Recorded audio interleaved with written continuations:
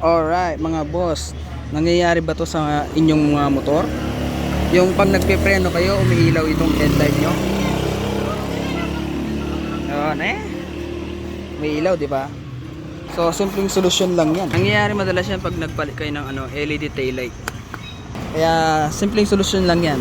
Una, i-locate natin yung park light natin na nakakonect dito sa ating taillight. Yung akin, ito yung park light. And then, bumili kayo ng ganito.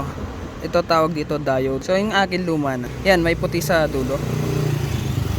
Nakikita nyo, may puti yung niya, yung tip niya. Yung may puti dito sa taillight natin. And then, yung kabila dito naman sa Yan, nakabit natin for temporary lang para itatry natin. Yan, no? Yan, wala na, di ba? Yun lang, basic.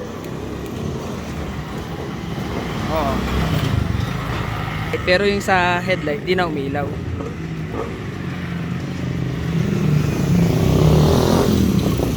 Kaya kung namumblema kayo, pag ganun yung issue ng motor nyo, pili lang kayo ng ganito. Then, i-locate nyo yung park light ng taillight nyo at lagay ito sa gitna nyo. Ito nga palang kulay pula na to. Ito yung sa plate light. Ito. Para sa plaka. Siyempre nakasunod siya dito sa ating taillight. Para kung magsisindi tayo ng ilaw, yan, iilaw din yan. May park light yan kaso pag lang. Yan park light. Lagyan nyo ng diode. Para hindi na umilaw yung park light natin sa harapan pag tayo nagpreno. Wala na.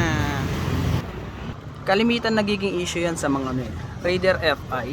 Pag nagpalit kayo ng taillight niya na LED at yun kasi yung taillight ng Raider FI panay pundi. Kaya pinapalitan nilang LED kaso yung dashboard nila umiilaw din pag napipreno.